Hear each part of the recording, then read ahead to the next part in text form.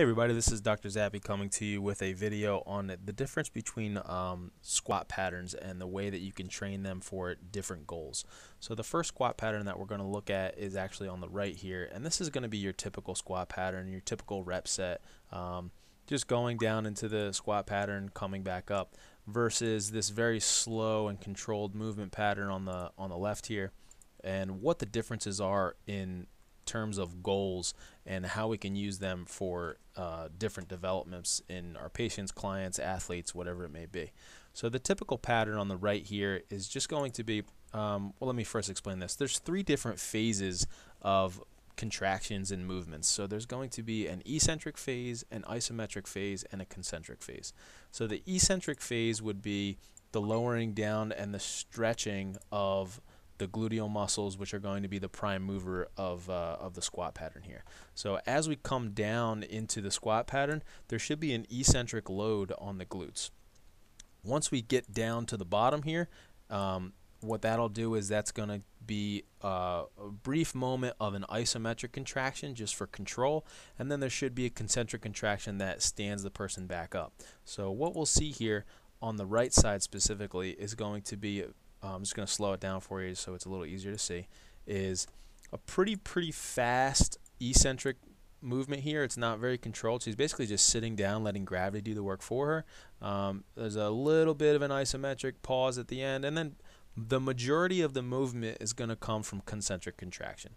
So this isn't really for force generation. It's not really for power or anything like that. Basically all this is going to do is it's going to develop our concentric contractions, and it's basically just going to atrophy that, or not atrophy, it's going to hypertrophy that muscle and build it up in the concentric phase. So it's not necessarily going to be a dynamic and athletic development. It's going to be more of a muscular development for just strength.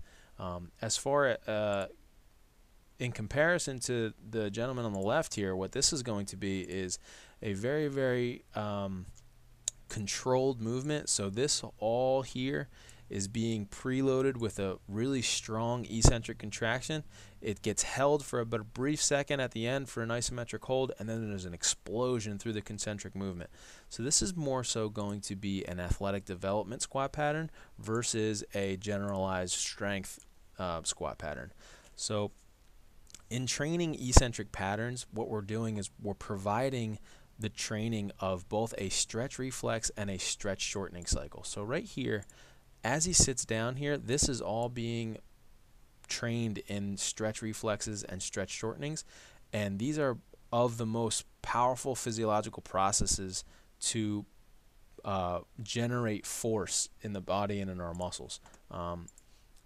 So if you want to develop force and you want to develop speed generation and athletic performance, it's pretty essential to train all phases of movement, the triphasic training, both eccentric, isometric, and concentric contractions in this fashion rather than just a generalized concentric contraction here. As far as training for athletic development on this side, what we want to do is we want to make sure that the load is inversely proportional to the time that we spend in that position. So as you increase the load, the time spent in the eccentric phase should shorten in order to avoid injury. Due to the intense stresses placed on any athlete that you're developing this in, especially for eccentric training, you should really limit this to compound exercises and early on in the workout so that the nervous system is very fresh and able to perform these motions, because the last thing that we want is fatigue and injury doing eccentric movements. I would never perform slow eccentric loads with greater than 85% of the athlete's 1 rep max. You can basically get the same physiological adaptation using higher loads for longer time, or lighter loads for longer times with basically half the risk. So decrease the load here and increase the time here, and you'll basically get the same response with half the risk. So in addition to that, just to be safe, always use a spotter. I know there's no spotter right now, but always use a spotter, just because when you're increasing the time under tension, that means that the muscular system could basically give out at any time during the lift. So spotting is kind of crucial. And the most important aspect of this athletic development part here is going to be making sure that you finish with an explosive concentric movement at the end. You'll notice that when he comes out of this eccentric phase at the end here, it's an explosive movement. Even if the bar isn't moving fast, you're not standing up fast, the intent to accelerate is going to be key in this athletic performance and athletic development training. This is actually slow motion of him coming up as fast as he can. So let's take it out of slow motion and we can see it again.